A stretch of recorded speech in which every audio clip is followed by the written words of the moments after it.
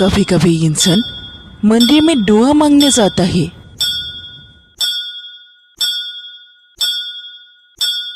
लेकिन अगर वो ही दुआ मौत की ओर खींच ले तो?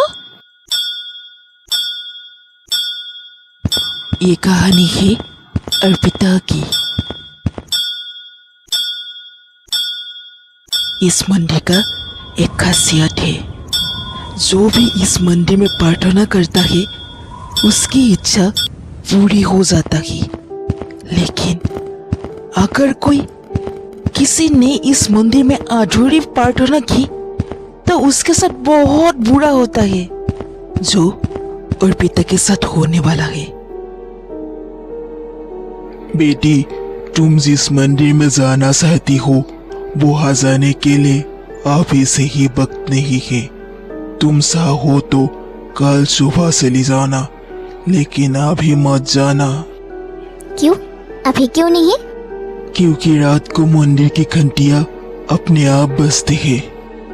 अर्पिता ने सोचा यह सब अंधविश्वास है और अर्पिता मंदिर से ली गई। अरे, ये सूर्य यहाँ पर कहाँ से आई? मंदिर तो सालों बंद है, फिर सूर्य आई कहाँ से? अर्पिता बहुत डर गई। फिर अर्पिता ने मंदिर का घंटा बजाया और प्रार्थना करने बैठ गई।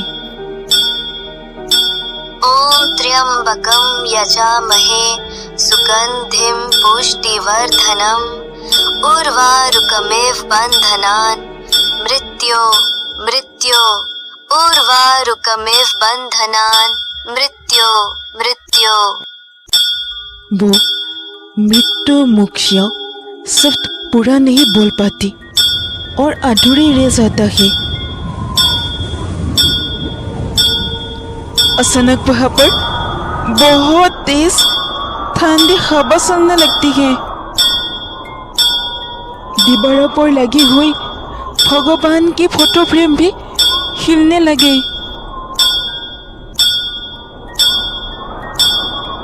और पीछे से किसी की आवाज आई।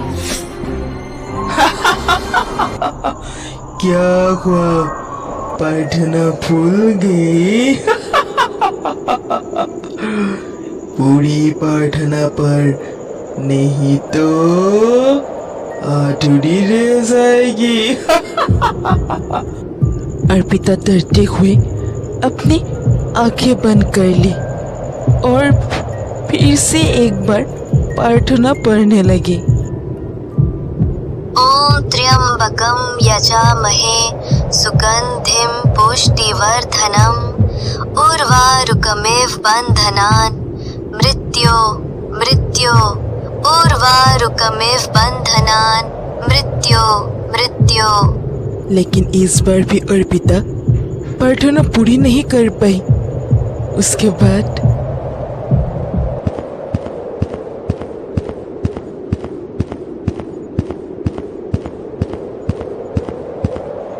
अर्पिता के सामने एक औरत खड़ी थी जिसकी दोनों आंखें नहीं है। उसके अलावा वहां पर दो बड़े बड़े गड्ढे हैं। वो औरत धीरे धीरे अर्पिता की ओर बढ़ने लगी।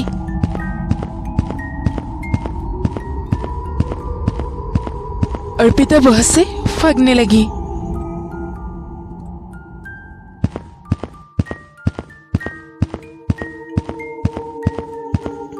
अर्पिता दरवाजे के पास आ गई, लेकिन दरवाजा हिला ही नहीं, जैसे दरवाजा पत्थर का हो गया हो।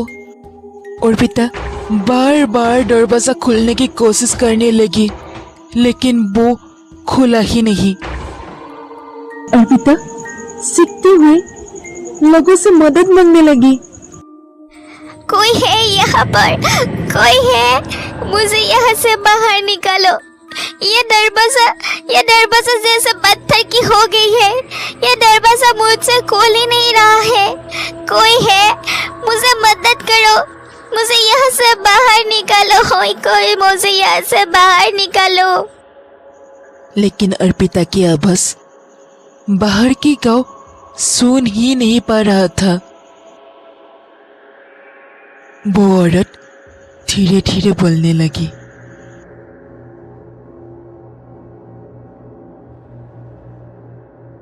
मैं भी तेरी तरह अधूरी प्रार्थना कर बैठी। ओम त्र्यंबकम यजामहे सुगंधिम पुष्टिवर्धनम उर्वारुकमेव बंधनान् मृत्यो मृत्यो उर्वारुकमेव बंधनान् मृत्यो मृत्यो। अब मैं यहाँ कैद हूँ। उसने अर्पिता के हाथ पकड़ लिया।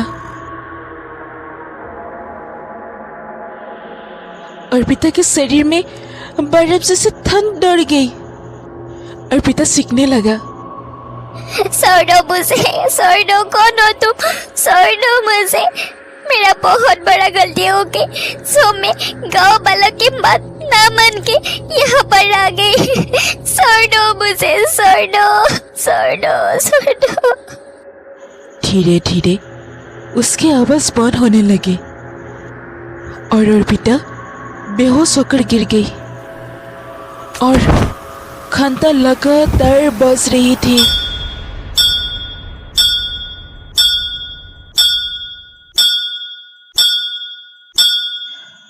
सुबह जब गांव वाले मंदिर पहुंचे, मंदिर का दरवाजा खुला हुआ था। अंदर लगातार घंटियां बज रही थी।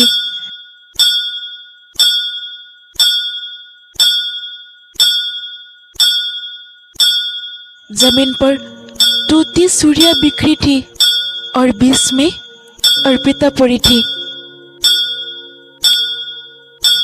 लेकिन अर्पिता की आंखें अब बिल्कुल खाली हो चुकी थी। मतलब अर्पिता की आंखें ही नहीं थी। गांव वाले ने देखा अर्पिता जिंदा है, लेकिन अर्पिता बोल नहीं पा रही थी। उसकी उंगलियां लगातार हवा में हिल रही थी, जैसे हवा में कुछ लिख रही हो।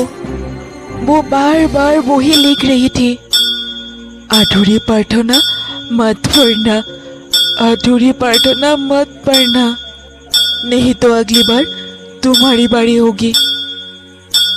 गांव वाले दौड़कर वहां से भाग गई और मंदिर फिर से बंद हो गई।